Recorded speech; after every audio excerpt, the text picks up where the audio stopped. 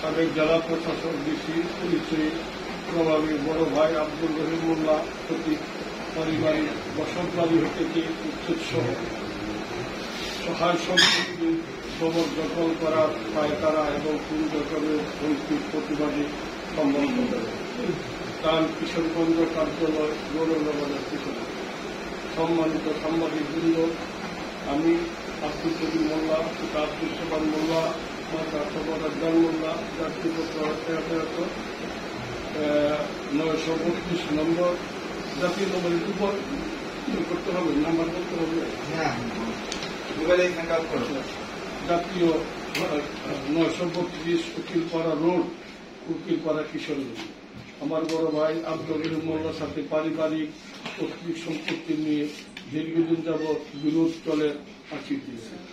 আমার বড় ভাই লোভের বশবর্তী হয়ে আমাকে পারিবারিক পৈতৃক সম্পত্তি থেকে বঞ্চিত করার জন্য বিভিন্নভাবে পায়তারা করিতেছে। তিনি একজন সাবেক জেলা প্রশাসক ডিসি।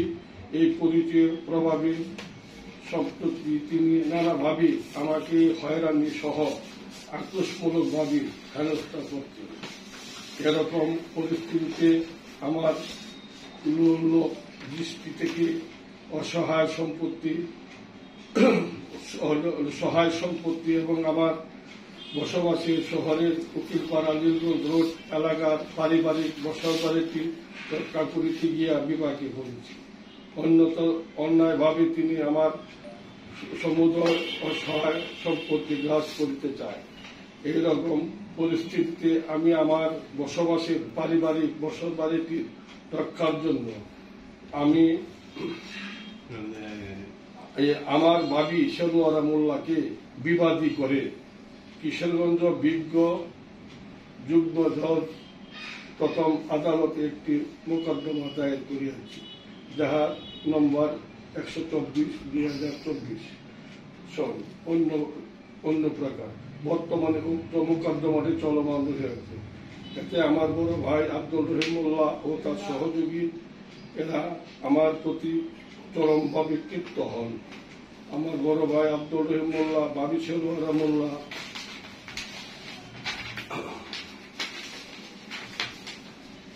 এবং তাদের মদতদাতা সহযোগীরা আক্রোশমূলকভাবে আমাকে পারিবারিক বসতবাড়ি থেকে উচ্ছেদ সহ সহায় সম্পত্তি জবরদখল করার পায়তারা করছে। তারা আমাকে বাসা বাড়ি হইতে জোরপূর্বক বের করে দেওয়ার জন্য কোন রকমের হুমকি দেওয়া হয়। আমাদের বড় ধরনের ক্ষতি করার হুমকি দিয়ে এমন অবস্থায় 20/11/2024 তারিখ রাত অনুমান 9 ঘটিকার সময় কিশোরগঞ্জ মডেল থানা নীলগঞ্জ রোড সাকিস্ত আমার বাসার সামনে আমাকে একলা পেয়ে আমার ভাই আব্দুল রহিম মোল্লা, ভাবি শেরওয়ারা মোল্লা সহ তাদের সহযোগীরা কয়েকজন লোক আমাকে উদ্দেশ্য করে অশালীন ভাষায় গালিগালাজ করতে থাকে। আমি এর প্রতিবাদী করলে বিবাদীরা আমাকে মারপিট করিতে উদ্যুক্ত হয় এবং আমাকে জোরপূর্বক বাসা বাড়ি হইতে উচ্ছেদ করার হুমকি দেওয়া হয় ও কোন রকমের হুমকি দেয়। উক্ত বিষয়ে আমি বিবাদীদের বিরুদ্ধে কিশোরগঞ্জ মডেল থানার 20/11/2024 তারিখে 1153 ডিজি এন্ট্রি করি। বিবাদীদের দ্বারা ভবিষ্যতে আমার ও আমার পরিবারের কোন লোকজনের যে কোনো ধরনের ক্ষতি হওয়ার সমূহ সম্ভাবনা বিদ্যমান। আমি আমার পরিবারের সদস্যদের জীবনের নিরাপত্তা নিয়ে সংকুচ। এই ব্যাপারে আমি সম্মানিত সাংবাদিকবৃন্দের মাধ্যমে আইন শৃঙ্খলাকারী বাহিনীর দৃষ্টি আকর্ষণ করছি। আমার পরিবারের সদস্যদের জীবনের নিরাপত্তা কামনা করছি। আচ্ছা, আপনার ভাই মানে সর্বশেষ কোন জেলায় ডিসি ছিল? কুড়িগ্রাম। ভাইয়ের সাথে আপনার আসলে বিরোধটা কি? কি আসলে মানে সমস্যাটা কি? এই তো সব সম্পত্তি নিয়ে বিরোধ চলছে। আপনি 18-19 বছর ধরে। মানে বিরোধ কি 18-19 বছর? আর মধ্যে তো কেউ সাথে কেউ কথা হয় না, কিন্তু একই বিল্ডিং এ থাকি, একই সাথে থাকি, বাড়িতে একই সাথে থাকি, একই বিল্ডিং এ থাকি, বাসাতে একই বিল্ডিং এ তার নিচতলা আছে, তার উপরতলায়। আচ্ছা, আপনাদের যে সহায় সম্পত্তি এগুলো এখনো ভাগাভাগি হয়? না, একটু বাটোয়ারা আছে, বাটোয়ারা জুট করবো হয় জায়গায় কথা। তো চলে না। ভাগাভাগি হয় নাই কেন এখনো? হয় নাই হয় নাই কেন এই কথাটা তো বলবো না, যদি এক কথাই বলেন যে মানে এখনো বসা হয় নাই সবাই মিলে। না বসা হয়েছে, কিন্তু কোনো মীমাংসা নেই। মীমাংসা হয়েছে না, কেন বুঝছি। এই যারা মদতকারী তারা এইটা আপনাদের গ্রামের বাড়ি কোথায়? বাদলা পোস্ট অফিস বাজার থানা ইসলাম জেলা কিশোর। বাদলা পোস্ট অফিস বাদলা থানা ইসলাম জেলা কিশোর। গ্রামটা বাদলা। বাদলা পোস্ট অফিস ইউনিয়নটা কোথায়? বাদলা। বাদলা।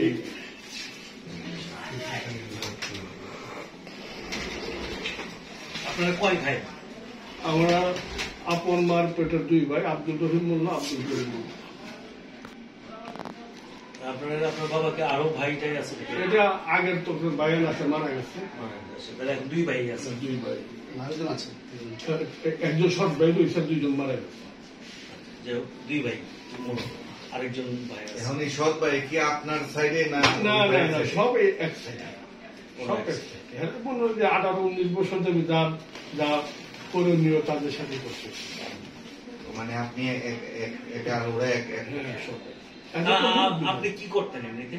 আমি কন্ট্রাক্টারি জব করতাম, ঠিকাদার ছিলেন। আর আমি বড় বাংলাদেশের মধ্যে প্রথম গিরফ যেটা বিএনপির আমলে সার্টিফিকেট দিছিল, এই 7,000-8,000 মন ধান পাইতাম। আমার বাইরে লেখাপড়া করাতাম, আমার মায়ের। আমি ঠিকাদার? আপনি ঠিকাদার ছিলেন? ঠিকাদার লাস্টে, আগে তো আমি গৃহস্থী মূল কৃষক?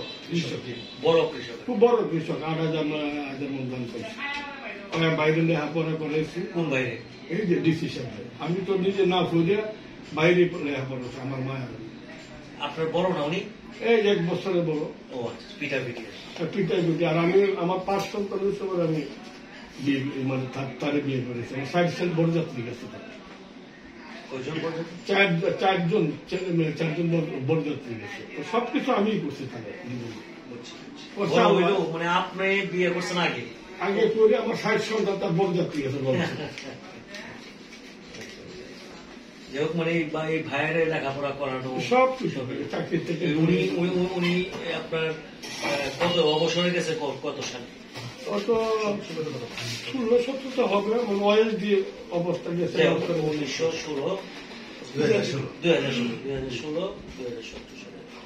সালে অবসর। ডিসি হিসাবে অবসরে গেছিল? উপসচিব হিসাবে।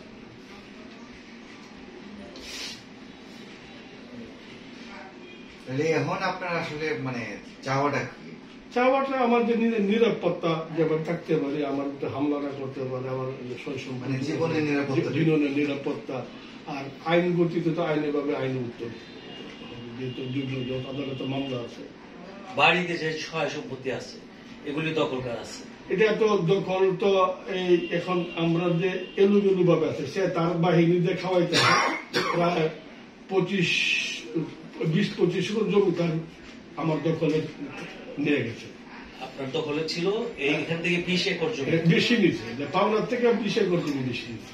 20 একর? হ্যাঁ, লাঠি মারিয়া 20 একর যে উনি যেটা পাবে এর চেয়ে 20 একর জমি বেশি দখলে নিয়ে গেছে আনুমানিক। আর আপনার মানে এখানে জমি জমা দখল করে রাখা একটু কষ্ট হয়ে যাচ্ছে আর কি। মানে সারাক্ষণই তটস্থ থাকতে হয়, কোন দিক দিয়ে নিয়ে যায়। আমার ছেলেরা সব বাইরে থাকে। কোথায় থাকে? সব লন্ডন চলছে, সবই লন্ডনে লেখাপড়া করছে। আপনি এই সহায় সম্পত্তি নিয়ে এটা করেছেন? না, আমি যাই তো, আমার তো বড় ছেলে মিলিটারি আসলো, আমি না এখন এই যে সয় সম্পত্তি দেখা আমার বাড়ি ভালো লাগে, আমার ওয়াইফ অসুস্থ, আমিও অসুস্থ। এই যে শহরে থাকে আমার ছোট। আপনার কয় ছেলে? 6 ছেলে 3 মেয়ে। 6 ছেলে 3 মেয়ে। 6 ছেলে লন্ডনে আছে? 3 জন আছে, আর একজন চলে আসছে। একজন লন্ডনে, আর 2 জন লন্ডন থেকে ফ্রান্সে চলে গেছে। 6 জন, 6 জনই বাইরে আছে? না 3 জন। আর বড় ছেলে আছে গেছে, আর কাইরো আছে, আর একটা ছেলে প্রতিবন্ধী একবার গেছি, ভালো লাগে। খায়রুল ভাই কি আপনার খায়রুল আমার সবচেয়ে বড় ছেলে। বড় ছিল, সে আছে। আচ্ছা, ওনার নাম কি আপনার, উনি ছেলে? জি, ওটা বছর নম্বর ছোট ছেলে আশিকুর রহমান মোল্লা। আশিকুর রহমান আশিকুর রহমান মোল্লা না, আশিকুর রহমান মোল্লা। আপনি সবার ছোট, খায়রুল ভাই সবার বড়, আর মাঝখানের যারা এরা আছে ভাই। যেটা প্রতিবন্ধী এই বড় হইলে সবাই আছে।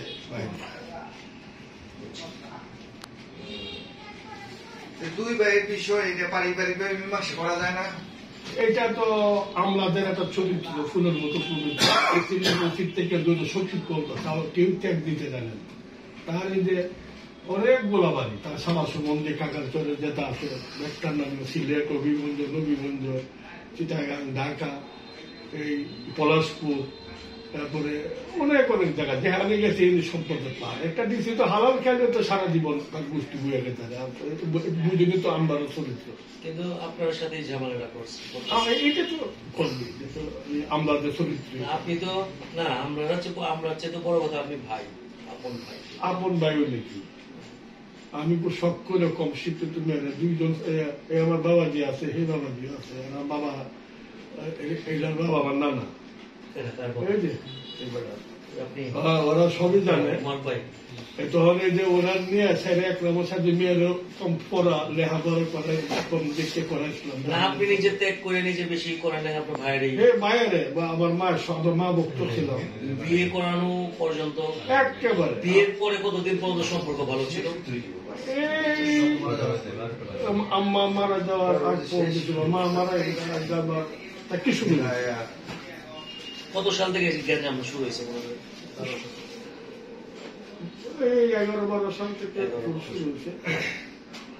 এর আগে ভালোই ছিল, ভালো ছিল, ওর ভাবে ছিল। আমি আমাদের কন্ট্রাক্টিং করতাম, গৃহস্থী করতাম, এই তো যে এখন আপনি যাতে আপনার ক্ষতি না হয়, আপনি যাতে নিরাপদ, হ্যাঁ, আমি নিরাপদ ভাবে থাকতে চাই, আপনার সহায় সম্পত্তি যেন ব্যাহাত না হয়। আপনি যে বিল্ডিং, এটা কয়তলা বিল্ডিং যেটা থাকে? এটা 3 তলা। আমার হলো উনি কি যে আমরা কয়েকদিন আগে গেছিলাম ইট নাকি রহিম মোল্লা, উনি কি এটাও বোয়া প্রসঙ্গে আমরা গেছি। আচ্ছা, 3 তলা, 3 তলা বিল্ডিং। হ্যাঁ, নিচতলা থাকি। আপনি কয়তলা থাকতেন? আমি নিচতলা পুরোটি আমার, নিচতলা। আর 2 তলা সাইডে নিচে ভাড়া দেয়। সে থাকে না?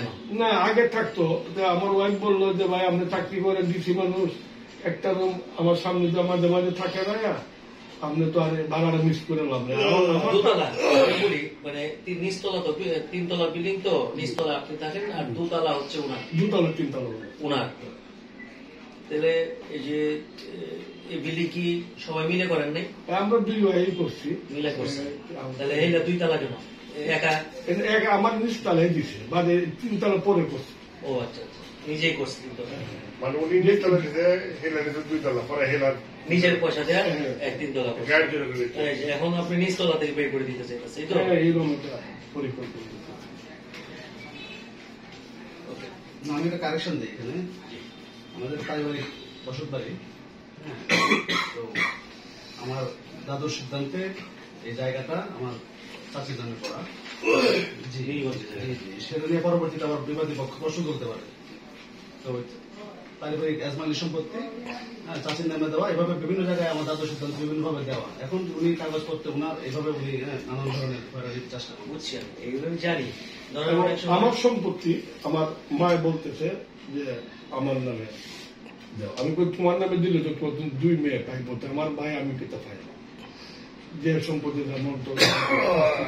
বাড়ির সামনে, বিল্ডিং এর সামনে, তবে সত্যম অ্যাডভোকেট আর 2 তলা অ্যাডভোকেটের বাড়ি, এটা কিনছি আমার টাকা দিয়ে। আমি কিছু দান দিচ্ছি টাকা দিয়ে, তো ছাত্র মানুষ। তারপরে জায়গাটা মনে হয় কিনছি আমি 80 সালে, কিন্তু দলিল করছি 81 সালে, নিজের মারা যায় বা আগে গ্রামের বাড়ির কথা বলছি, গ্রামের বাড়িটা। এইখানে যে বিল্ডিং, মানে যে বিল্ডিংটা আছে, এই বিল্ডিং এর জায়গার মানে কাগজে পত্রে কার নাম? ওরা তো চাওয়া কি করে ভাবির নামে করে। আপনার যে ভাই বোন যে বিয়ে করছে, আপনি যে বিয়ে করাইছেন যে এলাকায়, মানে হচ্ছে অর্থাৎ ভাবির নামে আপনার। বন্ধ হয়ে গেছে। না এখন লিখিত আছে, সবকিছু লিখিত আছে। আচ্ছা, এখানে শর্ত মর্ত আছে না নাকি বোঝা যায় দলিল দেখলে বোঝা যায় ওনারই? ওনার কোনো শর্ত করে না, এটা লুকিচুরি ভাবে জিনিসটা করে বলতে তাহলে আপনারা যদি না দেয় তাহলে আপনি তুলে নেবেন? আমার তো আমি মামলা করছি, আমি 20 বছর ধরে আছি। এটার ব্যাপার সারা আইনের কাগজপত্র কোর্টে দেখবে, হাইকোর্ট সুপ্রিম কোর্ট দেখবে, বুঝলেন না?